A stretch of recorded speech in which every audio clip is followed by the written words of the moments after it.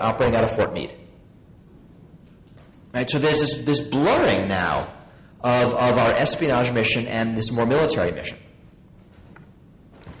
And in some ways it's just a metaphor, but metaphors matter a lot. Right? To the police, we are all citizens to protect. But to the military, we're a population to be subdued. And things you would never accept from the police, you might accept from the military. Like constitutional protections, limits on power, due process. And all those things that we put in place to protect ourselves from the police, you might say in wartime, no, it doesn't matter as much. Right? The war metaphor reduces the notion that we're helpless and that others need to protect us, instead of the metaphor that we are empowered, that we can protect ourselves, which I think largely is the correct metaphor. Right? The war metaphor feeds our fears.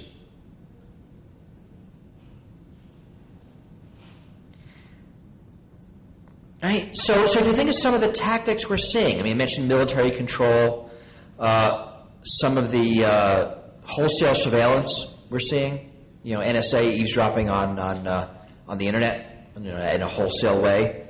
The U.S. government, and actually many governments, forcing companies to redesign their systems to facilitate eavesdropping.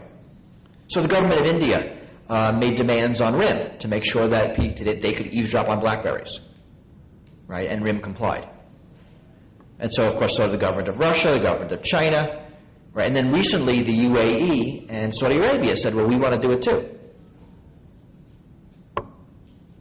Right? So there's this forcing companies to redesign their systems to make them eavesdropping ready. In the United States, there's a talk of a new law that will force companies to do that. And that's actually, I think, dangerous for everybody, because once that law is passed and U.S. companies make their systems easy to eavesdrop on, the systems that you guys buy here in India will be eavesdropped on also, because the technology is there. Right? And the government just says, turn it on for me too. It's hard to say no. Right? So the U.S. is exporting surveillance.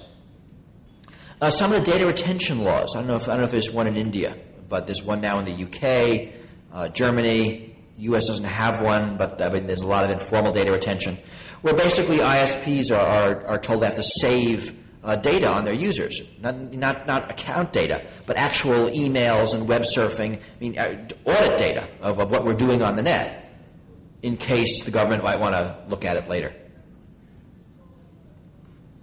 And then we're seeing more calls for attribution, right? To ban anonymous accounts, anonymous surfing, right? To make sure that whenever you're on the net, it's attached to your identification.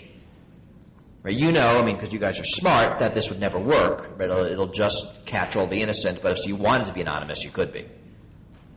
But we're still seeing a lot of call for that. Right? A lot of these measures, might make sense in wartime, but not in peacetime. So if we push the metaphor that we're at war, you're more likely to get a compliant population or a compliant government who would say, yeah, we should do these things. So what's the future of what I'm calling cyber conflict? I think we need to be prepared for war. It's good that the U.S. has a cyber command. It's good that countries are building up their cyber defense. I think it's just as important as having an Air Force or a Strategic Air Command. That war expands to fill every available theater, and if there is a future war, there will be a cyberspace component. So being able to attack and defend in cyberspace is a good idea, and nations should do this. We do need to figure out who secures critical infrastructure. It seems pretty clear that the market won't secure things like the power grid or chemical plants enough, because there are just too many economic externalities. So we do need some debate on what sorts of government intervention makes sense there.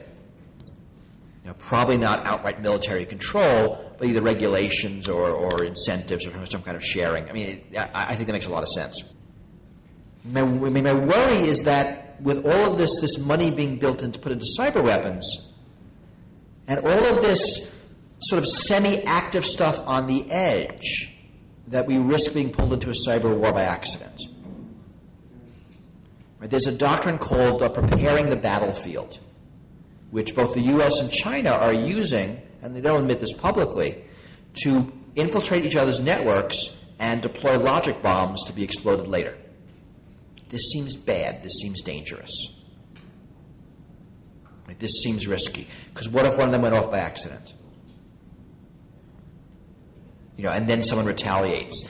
And these decisions, I think, are being made at too low a level. So you could think about cyber war treaties. What would they look like, right? You could imagine a treaty that says no first use. We won't use cyber weapons first. Right? Really perfectly reasonable treaty. And those are the sort of treaties you'll see for chemical and biological weapons too as well. Minimize collateral damage. Right? No attacks against civilian targets or infrastructure. International banking system is off limits. Right? I mean, some reasonable things you can get countries to agree on. Or how about something that says weapons have to self-destruct at the end of a conflict? That'd be a neat idea. There's certainly a lot of issues in negotiating these, and especially in verifying them. How do you verify these? If you think chemical weapon treaties are hard to verify, this is even harder. Right? At least a chemical weapons plant is big and smelly, so you can find it. Right? A cyber weapons plant could be, it's a room with a bunch of guys and computers. Looks like any office. But I think it's still worth trying. Right? Because a cyber arms race is not in anyone's best interest. Do you want to put limits on the number of cyber weapons a country can have? What is a cyber weapon? I don't think we even know that yet. And we also need to decide what constitutes an act of war in cyberspace. Right? Building defensive weapons obviously doesn't. Passively eavesdropping probably doesn't. Building up attack capabilities targeted against you probably doesn't. I think almost certainly doesn't. Preparing the battlefield, might. Right? Leaving logic bombs, I don't know. If we woke up one morning in the United States and we learned that China, brought in a nuclear weapon and buried it in a city somewhere, just in case they need to explode it later, I think we'd get pissed off. I think we would consider that not okay. Right? But is that the same thing happening in cyberspace? Similarly not okay. Right? We don't know. What about Stuxnet? I mean, Stuxnet is pretty clearly an act of war if we know who did it, if it actually was targeted by a country against a nuclear power plant. I mean, if Israel came in with fighter jets and bombed the power plant, we'd all say, yeah, that's an act of war. Right? But doing the same thing in cyberspace, seems like it should be too. I don't know what they're doing. But really, I think we need to stop feeding our fears. I mean, there are real risks here, but the risks aren't in the non-state actor attacks, but in the arms race and the resulting destabilization. And I think that's what we need to focus on. So that's what I have prepared. I am happy to take questions on this or any other topic. And we can do this until lunch. So somebody has to start. Okay, Excellent. Starting is always hard. Once someone starts, it's easy. My name is Vijay, and the interesting point about, I have a few things to say. The interesting point about, you've got the distinction between cyber war and cyber conflict, and I think I tend to agree with you. There is this unusual or unwarranted hype about the cyber war, because if it were so, and if the United States has created a cyber command, they would have won the war in Afghanistan and Iraq. The point is that it is not yet a war in the real sense. It's what I would say is it could be at most a cyber attack If at all it has any connection with warfare, then it has to be in conjunction with a conventional military offensive. And none of the nations, including the United States, which started its cyber command sometime in 2006 or 7, they haven't yet brought in, maybe in the process of integrating a cyber attack in conjunction with conventional military offensive doctrine, military doctrine. As I said, to reinforce that if that were the case, the United States would have won the war in Iraq or Afghanistan or anywhere else. More likely, it could be an integration of electronic warfare with some amount of cyber warfare, cyber attacks. I don't agree with most of what was said, but I just want to bring this point that I agree with it, that there is this overstated hype, because everybody could ride in a tank. So if I couldn't ride in a tank, I might as well talk about cyber war and be happy about it. And I think he makes a good point that if there is a cyber war, it would accompany real war. I mean, that I don't think we're going to see cyber war without an actual, what they call kinetic-based military component. So I think there's a lot of truth in that. There's a hand back there. Just one point about the idea of warfare that our nations launched a war on another country. I think the United Nations is going, has to work on this to make an international convention, if not on the lines of the nuclear weapon systems. But the problem with the United Nations, whether it is encryption policy or anything else for that matter, the United Nations has been made into a ruthless tiger. Now it's the other way. The enterprises are becoming more powerful than nations. And nations have become more powerful than the United Nations. So nobody cares what the United Nations says. No enterprise cares what the nation says. That's what it is. All right, so a hand back there.